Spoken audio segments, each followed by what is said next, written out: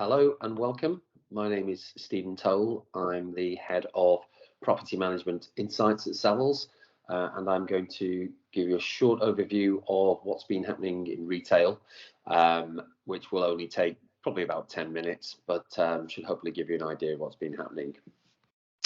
Okay, first of all, this is a visual of retail sales from the British Retail Consortium versus online sales and retail park footfall and shopping centre footfall.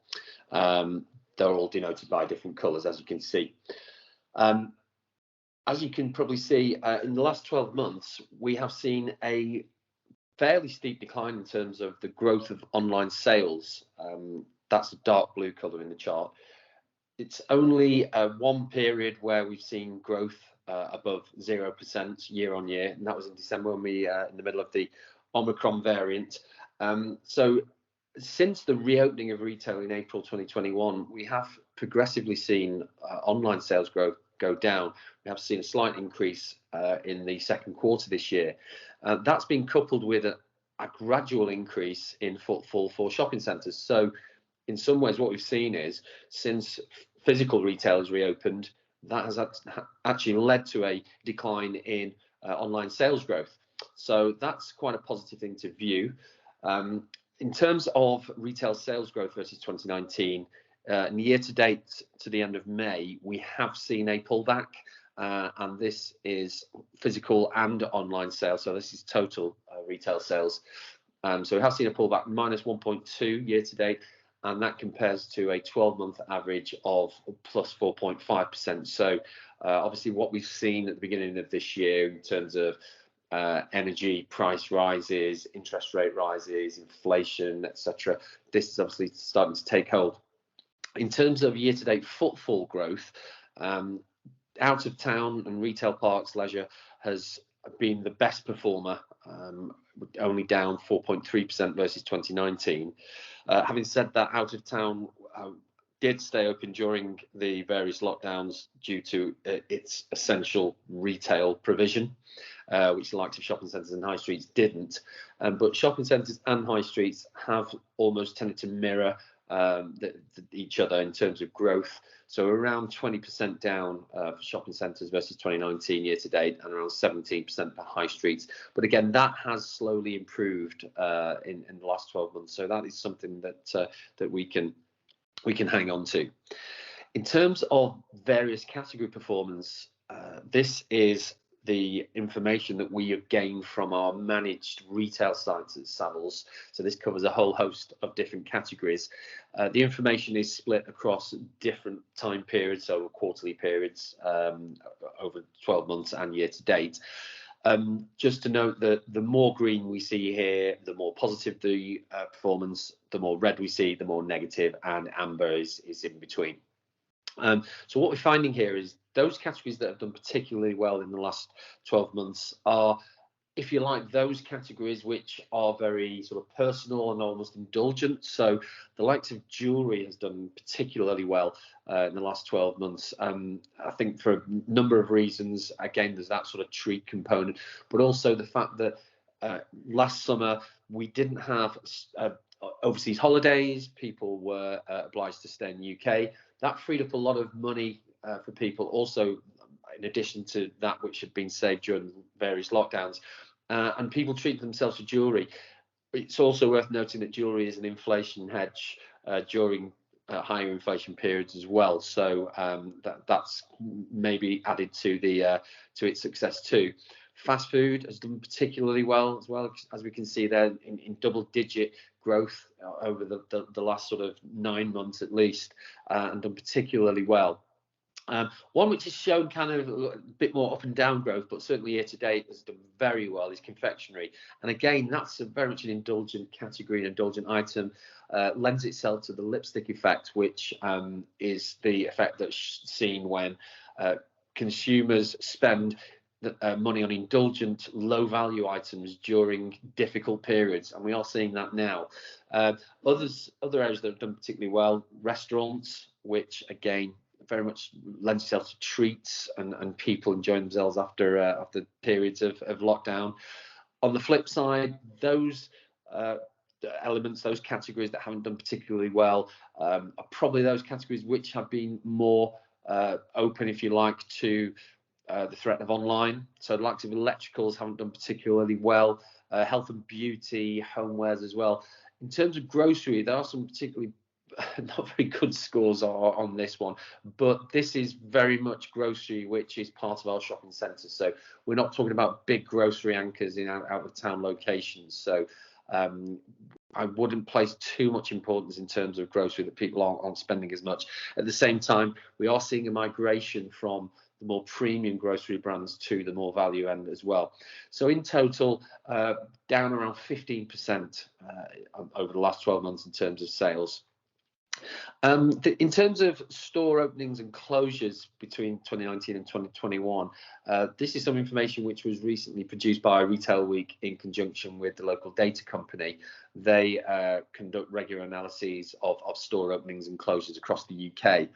On the left-hand side is store location openings between 2019 and 2021, and on the right is closures.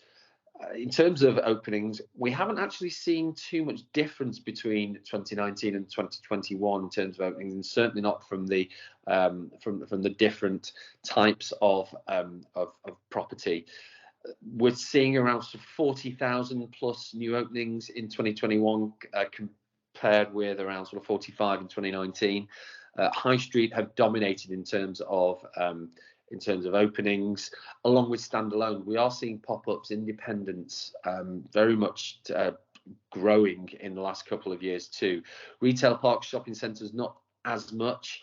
At the same time, we are seeing a good, consistent level of openings in the last 2 years compared to pre-COVID. And in terms of closures, a similar picture. We haven't seen huge numbers of closures. I certainly haven't seen an increase in closures between 2019 and 2021.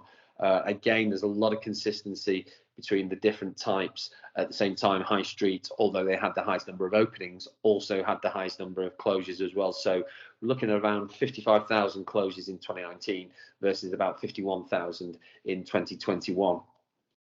In terms of openings and closures by category, what you're seeing here is the numbers of increases and declines by various categories. Again, this comes from the Retail Week and London Local Data Company report. The category which has seen the biggest amount of store growth is hairdressing, health and beauty. A huge increase in terms of nail bars, hairdressers, barbers, etc. We've seen around 3,500 stores increasing between 2019 and 2021. And again, those standalone high street stores that we saw on the previous slide very much comes into play here. Seen a slight increase in terms of supermarkets, but those are really the only categories where we have seen increases.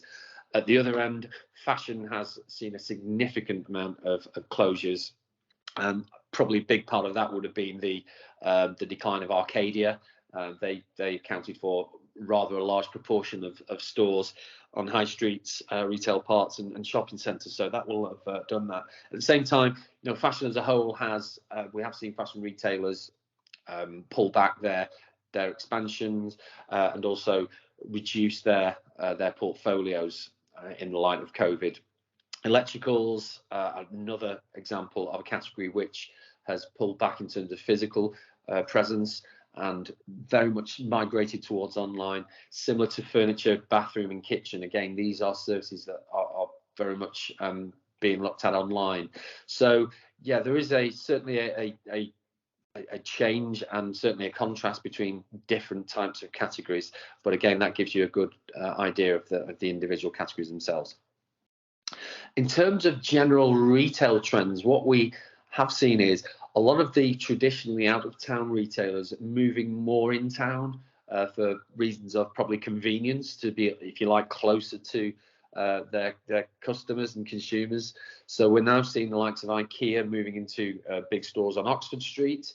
We're also seeing the likes of Pets at Home, who have begun opening high street outlets as well. So again, brands you would certainly associate with out of town are moving into more high street in-town locations.